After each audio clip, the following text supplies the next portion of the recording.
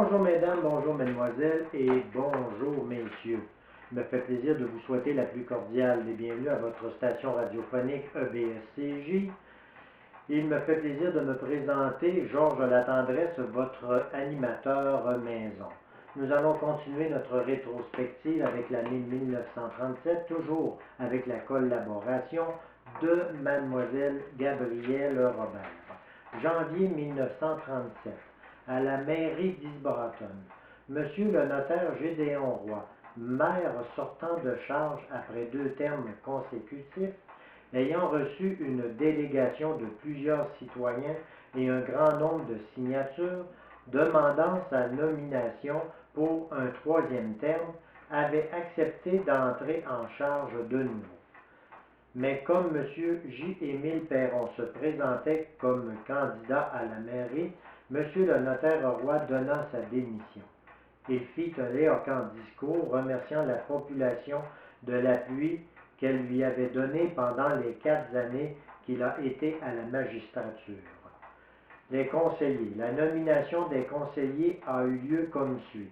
Siège numéro 1, M. J.H. Nadeau du village Sacré-Cœur de Jésus, élu en remplacement de M. Alphonse Savoie, sortant de charge.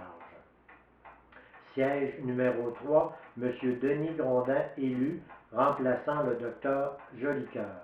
Siège numéro 6, M. Arthur Cormier, élu, remplaçant M. Albert Jacques, sortant de charge. Les autres conseillers sont siège numéro 2, M. Jean-Louis Nadeau, siège numéro 4, M. Joseph Labret et siège numéro 5, M. Vital Bilodeau. Pour la paroisse, M. Alphonse Gagné du 8e rang et M. Émile Nadeau du 6e rang étant candidat à la mairie, il y a eu élection hier le 20 janvier. 4 paroissiens sont sur les rangs pour remplacer M. Philémon Lachance, sortant de charge comme conseiller. Ce sont M. Phileas Gagnon, Hortense Fauché, Omer Vachon et Néré Jacques. Février 1937. Nouveau service du Bell Téléphone à Isbratton.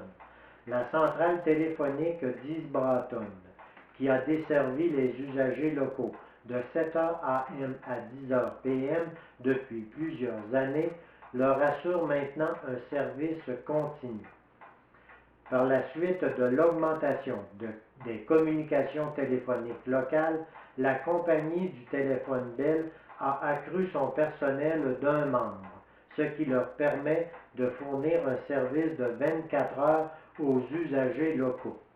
En commençant ce changement, qui date du 1er mars, le gérant du district de la compagnie, M. Graham, déclarait qu'à son avis, ce nouveau service, ininterrompu, profiterait à toute la collectivité, singulièrement à ceux qui, à la suite de circonstances pressantes, trouvent nécessaire de demander une communication téléphonique durant les heures de nuit.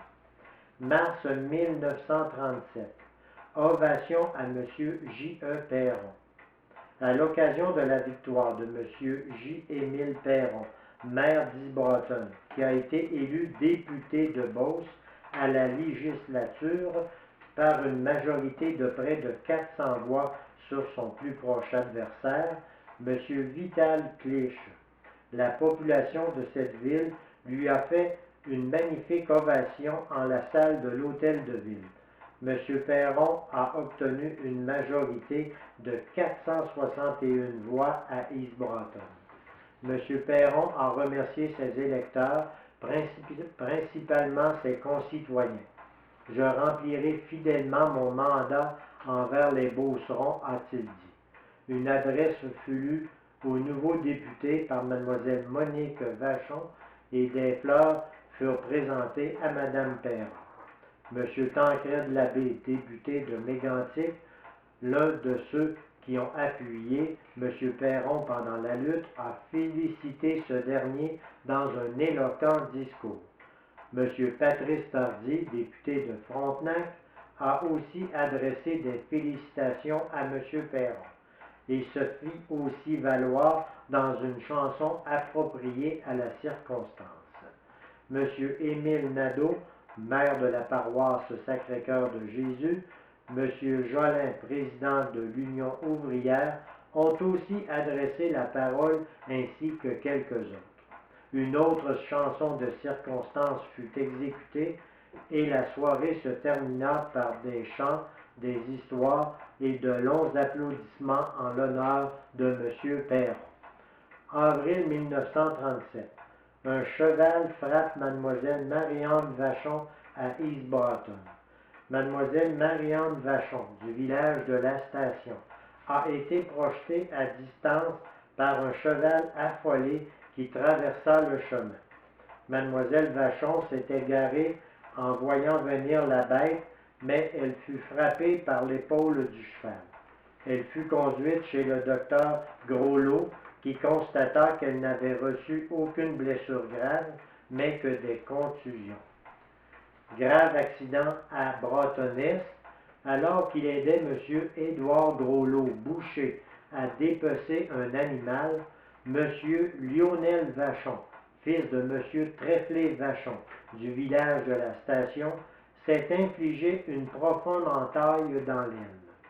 Les grosses artères de la jambe ont été coupées et une hémorragie sérieuse s'en est suivie. L'accident est survenu hier, lundi, et l'état du blessé inspira des craintes sérieuses. 2 médecins qui furent demandés d'urgence et prodiguèrent leurs soins à la victime. Son état s'est quelque peu amélioré et à moins de complications, on espère que M. Vachon se rétablira de ce douloureux accident. Mai 1937, adieu au monde.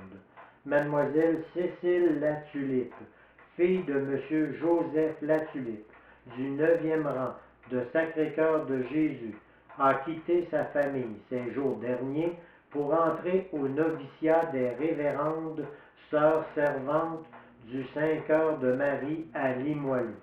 Nous lui souhaitons bonheur et persévérance. Juin 1937, conférence de M. Cyril Pomerleau. À la salle de l'Hôtel de Ville, M. le docteur Cyril Pomerleau, officier médical de l'unité sanitaire du comté de Beauce, a donné une intéressante conférence sur les premiers soins qu'on doit donner aux blessés. Ce sujet a été particulièrement apprécié par les auditeurs. Ceci met fin à notre bulletin de nouvelles. Nous vous remercions d'être à l'écoute de notre station radiophonique EBSCJ et nous vous disons à la prochaine.